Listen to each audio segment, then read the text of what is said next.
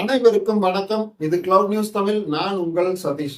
இன்னைக்கு நம்ம பார்க்கக்கூடிய விஷயம் எதை பத்தி அப்படின்னா, அரசியல்னா சாக்கடை, அரசியல்னா நமக்கு எதுக்கு, அரசியல்னா ரிஸ்க், அரசியல்னா பயம், அரசியல்வாதிகள் மிரட்டுவாங்க, அரசியலை பத்தி கேட்டா மக்கள் எனக்கு தெரியாதுங்கிற மாதிரியான மழுப்பலான பதில்கள், இந்த மாதிரி எல்லாமே நம்ம தொடர்ந்து பார்த்துக்கிட்டு இருக்கோம். இதெல்லாமே மாறும் விதமாக இப்போ கரண்ட்ல ஒரு விஷயம் நடந்திருக்கு. அது எல்லாத்துக்குமே தெரிஞ்சிருக்கும்.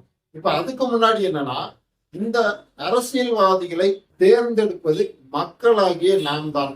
இவங்களை கண்டு நம்ம ஏன் பயப்படுறோம் அப்படின்னா, இடையூறுகள் செய்வாங்க. ஜெயிக்கிறதுக்கு முன்னாடி எவ்வளவு ஹம்பிளா கேட்பாங்களோ அந்த அளவுக்கு கேட்பாங்க. ஒரு ரிக்வெஸ்டா அவ்வளவு தூரம் காலில் விழுகாத குறையா கேட்கக்கூடிய இந்த அரசியல்வாதிகள் ஒரு கட்டத்துக்கு மேல ஜெயிச்சு வந்துட்டாங்க அப்படின்னா, இவங்களுடைய நிலைப்பாடுகளே மாறி மிரட்டக்கூடிய அளவுக்கு இருக்குது அப்படின்னா ஆச்சரியப்படுறீங்களா? நம்ம எல்லா அரசியல்வாதிகளையும் விமர்சனம் செய்யல. பொதுவாக இந்த சமுதாயத்துல இன்றைய காலகட்டத்துல நடந்துட்டு இருக்கக்கூடிய விஷயங்களை பத்தி தான் நம்ம பேசிட்டு இருக்கோம். அதாவது அரசியல்வாதிகளையும் சில பேர் நல்லவங்களும் இருக்காங்க. எல்லாரையும் நம்ம அப்படி சொல்லிட முடியாது. சோ அவங்களுடைய சுய லாபத்துக்காக தான் இன்றைய அரசியல் நிலைப்பாடுகள் இருக்கு அப்படிங்கிறது தான் உண்மை. இதுதான் யதார்த்தமான கள நிலவரம் அப்படிங்கிறதும் ஏத்துக்கிட்டு தான் ஆகும். இப்படி எல்லாம் இருக்க போகும்போது இவங்களை எல்லாம் யாரு தான் கேள்வி கேட்கறது? இதெல்லாம் நான் பேச மாட்டேன், எனக்கு பயம், என்ன மிரட்டுவாங்க, தேவையில்லாம இடையூறுகள் செய்வாங்க அப்படிங்கிற மாதிரியான கருத்துக்கள் எல்லாமே பல வருஷங்களா இது தொடர்ந்துட்டு இருக்கு. ஆனா இப்போ அதுக்கு ஒரு பெரிய ஃபுல் ஸ்டாப் வச்சிருக்காங்க அப்படின்னா ஆச்சரியப்படுறதில்ல. என்ன காரணம் அப்படின்னா, யாருமே எதிர்பார்க்காத அளவுக்கு ஒரு சம்பவம் நடந்திருக்குது. அதாவது என்ன அப்படின்னா, விஜய் அரசியலுக்கு வந்த பிறகு பெண்கள், மாணவர்கள், இளைஞர்கள் இவங்க எல்லாமே பாத்தீங்கன்னா இப்ப அரசியல் பேச ஆரம்பிச்சிட்டாங்க. அரசியல் என்னங்கிறத அவங்க தெரிஞ்சுக்க ஆரம்பிச்சிட்டாங்க. முதல்ல அரசியலை பத்தி எல்லாம் எதுவுமே தெரிஞ்சுக்காம எனக்கு தேவையில்லைன்னு நினைச்சிட்டு இருந்த அந்த மக்கள் இன்றைக்கு அரசியலை நான் தெரிஞ்சுக்கணும், விஜய் ஏன் வந்தாரு, இவர் யாரு, இவருக்கு யாரெல்லாம் ஆப்போசிட்டா இருக்காங்க அப்படிங்கிற மாதிரியான அந்த விஷயத்துங்களை உற்று நோக்குறாங்க. அதே போல கள நிலவரத்தை ஆராயிறாங்க அப்படின்னு சொல்ல முடியுது. இதனால இந்த போலி விளம்பரங்கள், விளம்பர அரசியல்கள் இதெல்லாமே இனி தவிடுபடியாகிவிடும். இனிமே அது போல ஒரு விஷயம் செயல்படாது அப்படின்னு நம்ம அடிச்சு சொல்லலாம்.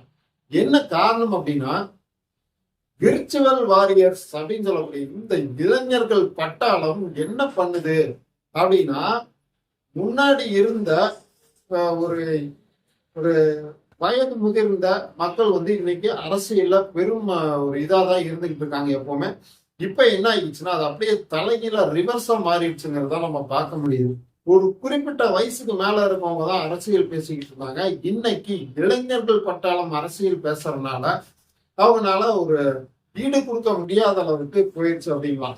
வெறும் பேசினா மட்டும் பத்துமா அப்படின்னா கண்டிப்பா கிடையாது. என்ன பண்றாங்கன்னா, ஊடகங்களா மாறிட்டாங்க. தாவேகா தொண்டர்கள், அதுவும் அந்த விர்ச்சுவல் வாரியர்ஸ் சொல்லக்கூடிய இளைஞர்கள் பட்டாளம் ஒவ்வொரு ஊடகமாக மாறிட்டாங்க. இதனால ஐடி விங்காலேயே பீட் பண்ண முடியாத அளவுக்கு ஒரு இணையத்துல சமூக வலைவலிகள் டிஜிட்டல் ஃபைட்டே போயிட்டு இருக்கு அப்படின்னு சொன்னா கூட ஆச்சரியப்படல. அந்த அளவுக்கு தாக்குன்னு தாக்குறாங்க. அதாவது சும்மா 19 தாக்காம டேட்டா பேஸ கையில எடுத்து வச்சு அடிக்கிறாங்க அப்படிங்கிறது தான் உண்மை.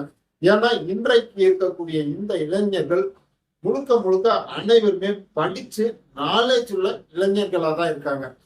அனைத்துமே அரசியலே பேசாம இருந்த அந்த ஒரு இளைஞர்கள் பட்டாலும் இன்னைக்கு அரசியல் பேசுறதுனால இது அனைத்துமே எடுத்து முன்வைக்கிறாங்க. அப்படியே தலைகீழாக மாறுது. எது உண்மை எது பொய் அப்படிங்கிற விஷயத்தை எல்லாமே புட்டு வைக்கிறாங்க அப்படின்னே சொல்லலாம். இப்ப ஒரு வயசு தாண்டவங்க என்னன்னா, இந்த ஆண்ட்ராய்ட் போன் பெரிதும் பயன்படுத்தி இருக்க மாட்டாங்க. அவங்க கொஞ்சம் தடுமாறுவாங்க. அந்த மாதிரி இருக்கவங்க தான் இன்றைக்கு இருக்கக்கூடிய அரசியல் பேசக்கூடிய நபர்களா இருந்துகிட்டு இருந்தாங்க. ஸோ இப்போ அதை அப்படியே மாறி அவங்களால போன்லாம் பெரிய அளவுக்கு யூஸ் பண்ண முடியாத ஒரு நிலை இருக்குது. இளைஞர்கள் பட்டாளம் இன்னைக்கு அதிகமா போனை பயன்படுத்திக்கிட்டு இருக்கிறதுனால சின்ன வயசுல இருந்தே ஆரம்பிச்சிடறாங்க ஆண்ட்ராய்ட் போன்ல. ஸோ அவங்க அதுல என்னென்ன மாதிரியான ஆப்ஷன்ஸ் எப்படி எல்லாம் பண்ணணும் அப்படிங்கிற விஷயம் எல்லாமே அக்கு வேற ஆணி வேறா இன்னைக்கு தெரிஞ்சு வச்சிருக்காங்க. உதாரணத்துக்கு நம்ம சொல்லணும் அப்படின்னா நெகட்டிவான விஷயங்களும் நிறைய இருக்கு. அதுவுமே வந்து ட்ரெண்ட் ஆகுது. இது ஏன் அப்படின்னா ஒரு நெகட்டிவ வந்து இவங்க ட்ரோல் பண்ற விஷயமா கொண்டு போகும்போது அந்த விஷயங்கள் ட்ரெண்ட் ஆயிடுது. உதாரணத்துக்கு திவாகர் இன்ஸ்டா பிரபலம் திவாகரை வச்சு ஓட்டுன்னு ஓட்டுனாங்க இந்த இளைஞர்கள் பட்டாளம். அது என்ன ஆயிடுச்சுன்னா ஒரு பெரிய ட்ரெண்டா மாறி அவர் இன்னைக்கு வந்து ஒரு வாட்டர்மெலன் ஸ்டார் அப்படிங்கிற அளவுக்கு போயிடுச்சு. விஷயம் என்னன்னா அவர் வந்து தன்னை ஒரு நடிகனா அவர் நினைச்சுக்கிறாரு. அதை பத்தி யாரும் வந்து இங்க ஒன்றும் சொல்லல. அது அவருடைய தனிப்பட்ட இது.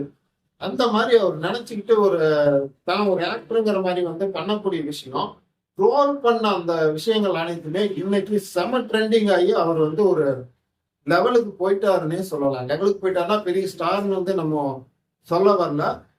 அனைவருமே அறிந்த அளவுக்கு அவர்களுடைய முகம் வந்து பிரபலமாயிருச்சுங்கிறது தான் உண்மை. அதே போல சிபி முத்து இது போன்ற நபர்கள் அனைவருமே எப்படி ட்ரெண்ட் ஆனாங்கன்னா இன்ஸ்டாகிராம் அப்படிங்கிற ஒரு விஷயம் தான். இந்த இன்ஸ்டாகிராம் வந்து யூஸ் பண்ணக்கூடிய நபர்கள் யார் அப்படின்னு பாத்தீங்கன்னா அதிகமா இந்த இளைஞர்களோட சமுதாயம் தான். இவங்கனாலதான் வந்து இன்ஸ்டாகிராம் வந்து பட்டை கலப்புதுன்னே சொல்ல முடியும். ட்விட்டர் இது அனைத்துமே வந்து இன்னைக்கு பசங்க எல்லாமே பயன்படுத்துறாங்க. இதனாலதான் வந்து இந்த ஐடிவிங்க எல்லாமே வேஸ்டா குப்பை தொட்டிக்கு போற அளவுக்கு வந்து ஆயிப்போச்சு.